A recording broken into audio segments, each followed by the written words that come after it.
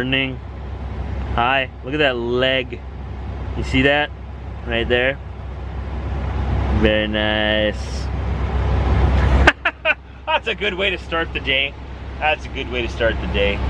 Show them some leg. That's what gets the views, right? We're here in Regina, Saskatchewan, Canada. Above western North Dakota. Actually central North Dakota if you want to be all about it. These are my dogs. This is Sergeant. Hey, Sergeant, give me a salute. Give me a salute. Close enough. That's Diesel Weasel over there. It's He's a Weasel, but we call him Diesel. It's a weasel named Diesel. Isn't that right, boy? Absolutely. They're quiet today because it's morning time. We're all still trying to wake up here. Thanks for joining us today. Today's gonna be fun. We're headed across flatlands. Glad you joined us. As you can see, they got the little baby squeegees for me again. Thank goodness for Evan Evers, who supplied me with this extendable squeegee. So no longer do I have to suffer the pains of climbing up on my truck to clean my windshield. Thank you, Evan.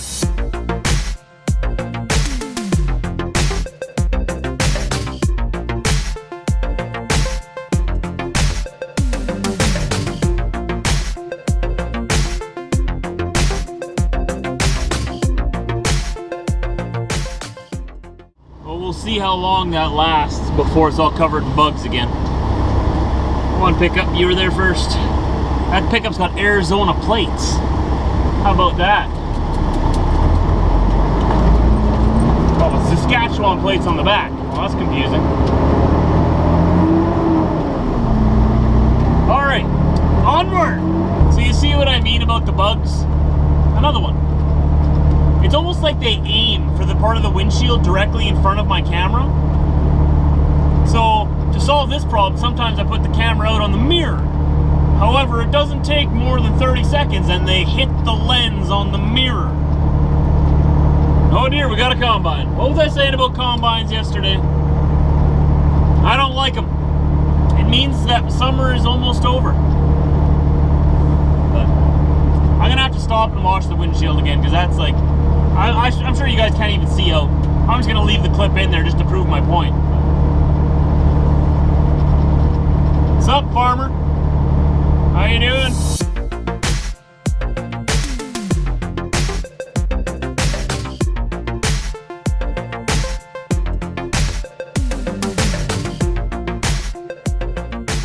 So this is the co-op in Moosomin.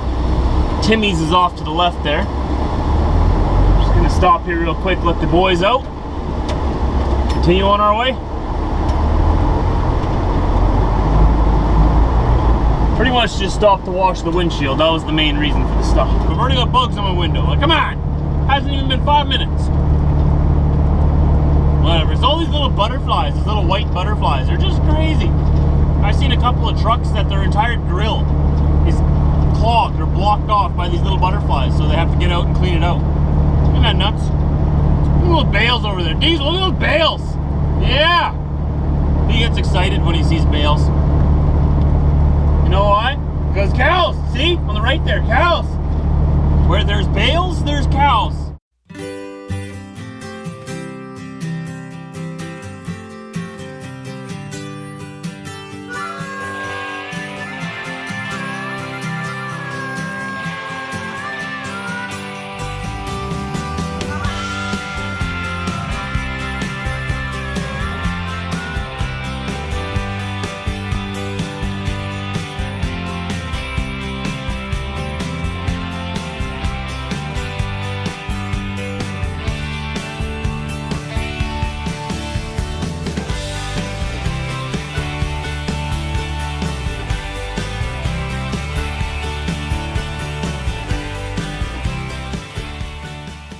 I just love these areas out in the prairies. Isn't that amazing? Like, now this kind of stuff is normal for me. Like, this is what I grew up around in the region that I live in, that I grew up in.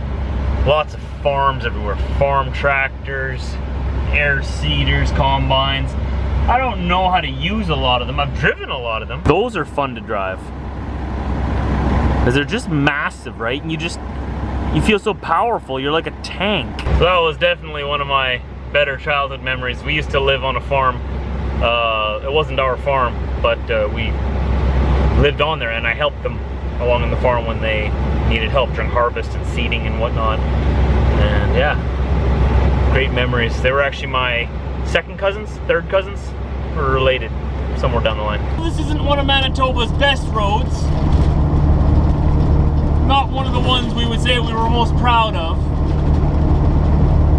But it's a road, and hey, it's not gravel. And that was obviously the thoughts of whoever paved it. So I am in southwest Manitoba. I have never been in this region of my own province. Isn't that something? Usually I go away from Manitoba. I don't spend a lot of time in Manitoba, but this is the southwest corner along the southern border of Saskatchewan, or I mean the southeast border of Saskatchewan. Southern border of Saskatchewan would be Montana and North Dakota. Back on the Trans-Canada. We're on the eastbound side. The westbound side is behind the trees off to the left there somewhere. This stretch of highway's always got a lot of wildlife, a lot of deer. I've driven through here, what, 3 times in the past week or so? I keep seeing deer pop out of everywhere, especially at night. We're here in Headingley Flying J just outside of Winnipeg, and I knew this day would come. Fuel is 96.9 per liter here. What's interesting is, it's not showing it right now, but diesel exhaust fluid is 79.9. Diesel exhaust fluid is almost the same price as regular diesel. I knew that day was gonna come. I knew that was gonna happen. That's why I drive a truck with no DEF. You just put fuel in it and go, you know? Old school, the way it's supposed to be. And it's got just a bit of bugs on it as well.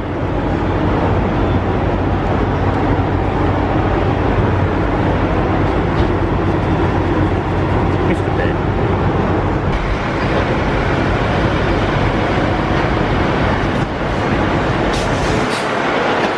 Home, sweet messy home. Maybe this time we might get a little area cleaned up. I'm gonna stop promising I'm cleaning everything up because that's just not gonna happen. So slowly, one area at a time, and we'll get her all organized and whatnot. Is there a mosquito in my house? There's a mosquito in my house. How dare you? Great, now I'm gonna spend the whole evening chasing that thing down. So yeah, we're home. Welcome to my home. What are you doing in my house? Hey, it's so hot in here. Hot and humid, just it's like you could just drink the air, just oh, so much moisture in the air. So I got all the windows open here right now. It's cooled off outside, so I'm gonna try to let that cool air in, and then before I go to bed, I'm gonna close all the windows to try to keep that cool air inside for when the sun comes up in the morning tomorrow. A little trick I learned over the summer. I don't have air conditioning, so you know, it's only like 1 month out of the year that I actually need it, so it hasn't. Actually, I do have air conditioning. I have my portable air conditioner. And it's just after 10:30 p.m. Central Time. Thank you guys for watching, tagging along with me on this trip. Tomorrow we will be leaving towards Iowa, I believe. I'll be leaving in the afternoon or late in the day. I got mosquitoes chasing me everywhere. I'm gonna have to chase them down and murder them. So I'm gonna do that. You guys go click the links below, down to past vlogs of mine, to the store, whatever. There's mosquitoes everywhere. I gotta do some hunting. I'll see you tomorrow.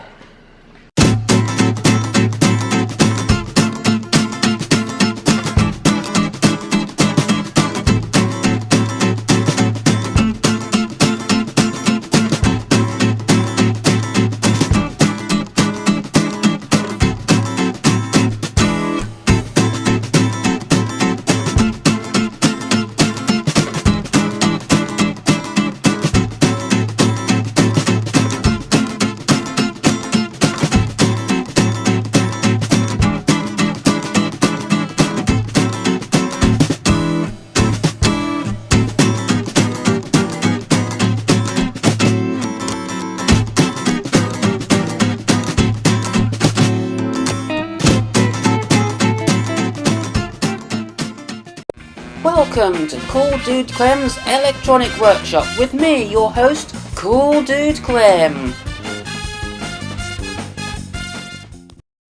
Well, hello and welcome to another episode of Cool Dude Clem's Electronic Workshop. And today I'm going to build another switch mode power supply.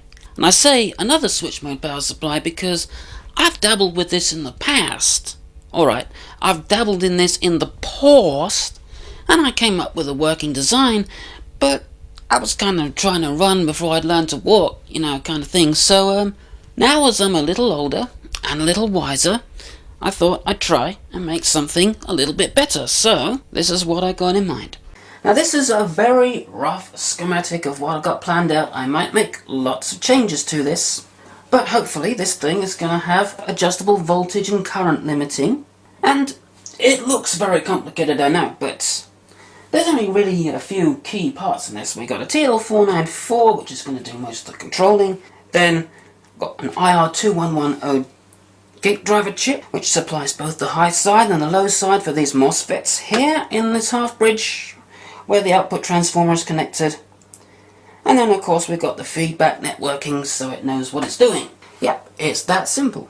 So, I've absolutely no idea how well or even if this is going to work, but I'm going to build it up and see if it works. This is entirely my own design, so it'll probably blow up the instant I switch it on, but we'll see. I think the first change I'm going to make to this, though, is we've got a little linear supply here to provide the 5 volt and 12 volts for these chips here. So what I'm going to do is I'm going to replace even this part with a switch mode supply. So, I cracked open a wall wart and I got this. Now this is a little switch mode supply. It doesn't appear to be regulated. I don't see any kind of feedback networking in this thing. But I measured the output voltage of that, and that's about 14 volts. And I also, in my spare parts bin, have 2 of these. Now one of these works and one of them doesn't, but I can make one of these into a 5 volt regulator, so we've got like about 14 volts out of this one, and then we'll have about 5 volts from that one, and that should be good enough. Okay then, so I've got one of the little switch mode regulators connected up. I don't know if this is the one that works or not. So I'll just switch it on. So I've got it connected up to my power supply. And yep, this one seems to be the one that works. So, I'm going to just adjust the voltage here. Let's get that to about 5 volts.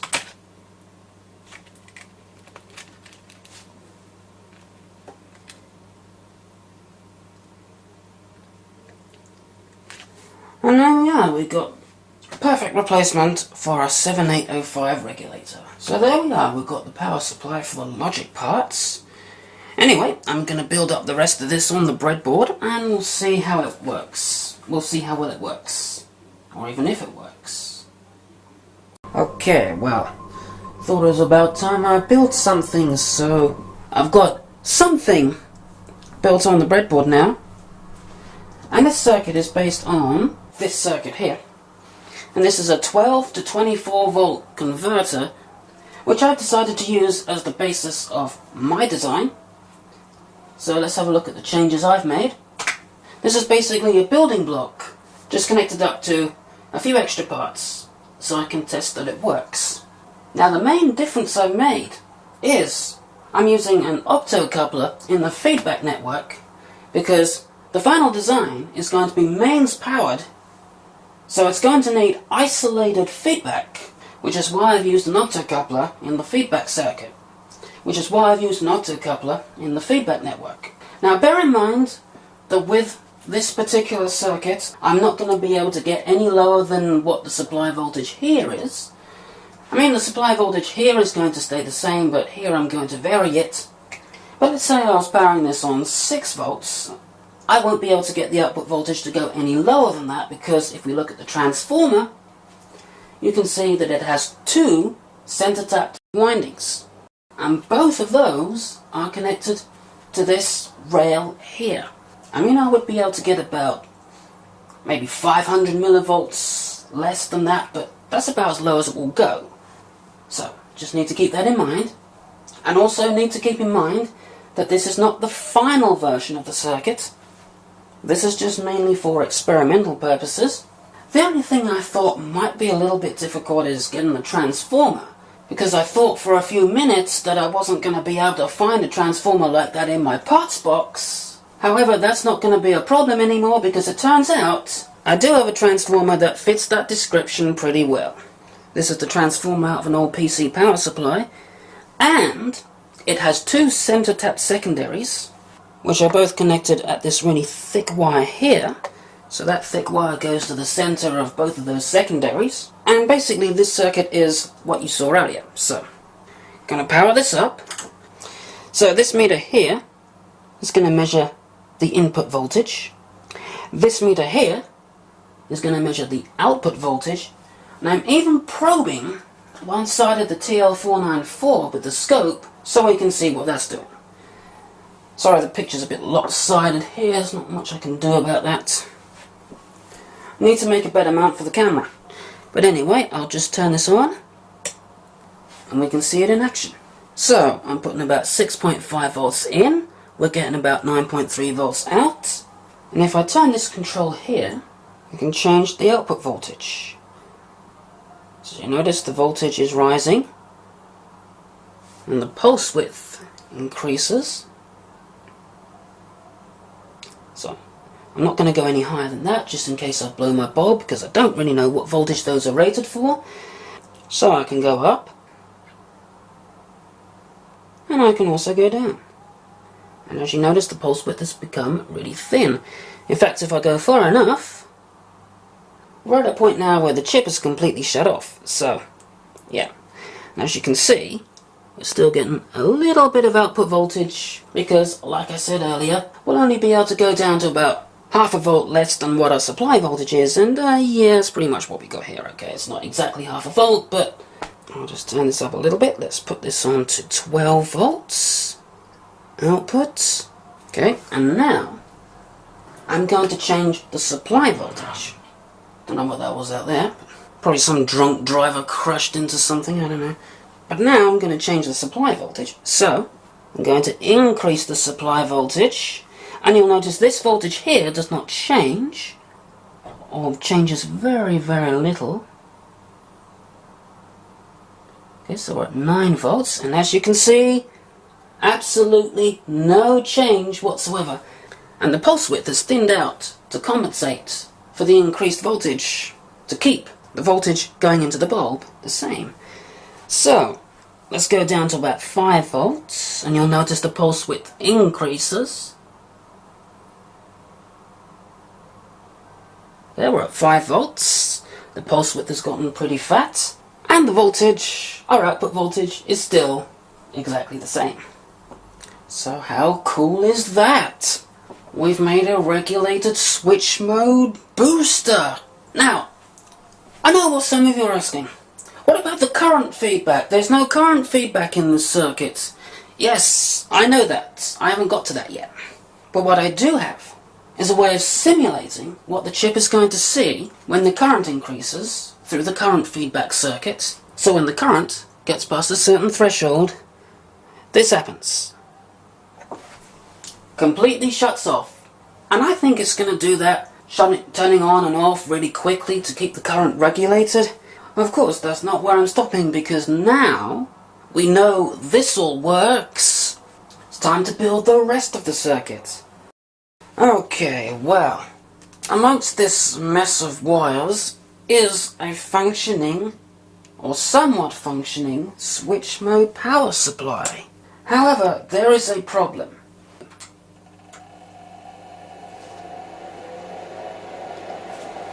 I have no voltage regulation.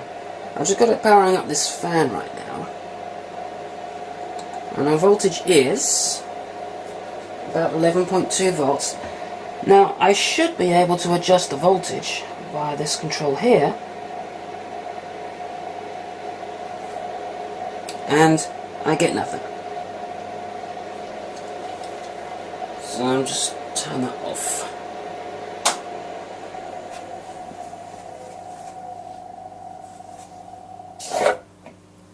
Good news, everybody! I found the problem and now it's fixed. Yeah, just turns out I had a couple of connections on the optocoupler the wrong way around. Anyway, that's stupidity on my part again. But let's just turn this on. Oh, in case you're wondering what this is all about, I'm just running this at a lower voltage than it normally would be running at, and I've got that bulb in the circuit for current limiting, just in case anything goes wrong. But now, Hopefully you can tell by the tone of the fan that I've got connected to this. When I adjust this,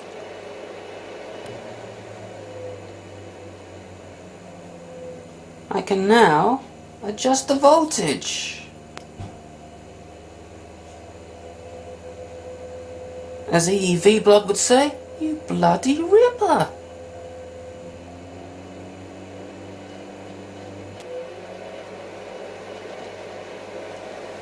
So, we now have a working, regulated, built entirely from scratch, and entirely my own design, switch mode power supply. I know it still doesn't have current limiting, but I am going to implement that later on.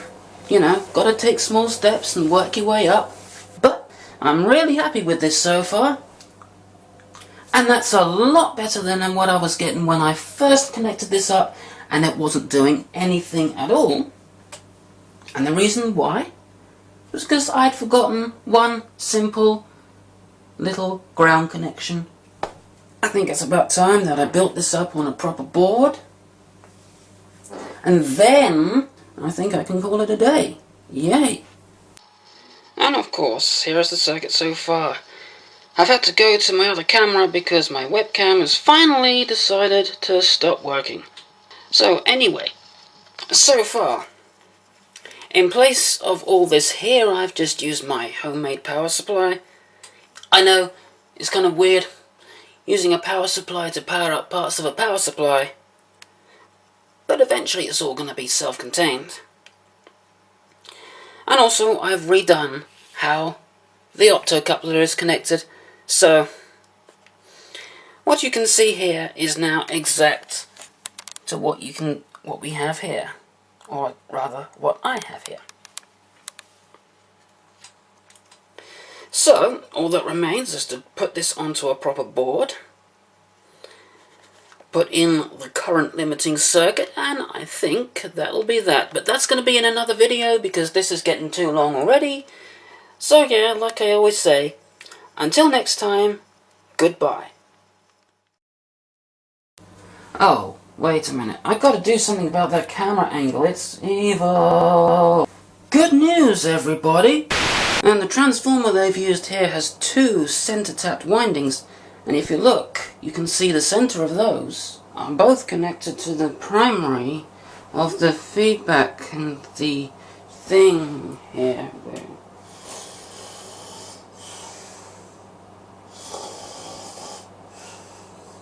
Had a couple of connections on the optocoupler the wrong way around.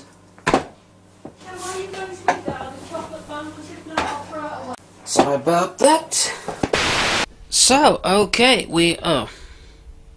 God. Alright, do we got sound? Okay, we got sound. I gotta adjust my camera. Because my camera sucks. Actually, my videos suck. Come on. Work. Aperture Science. Home of stuff that does not work properly. I think it's about time to bin this camera.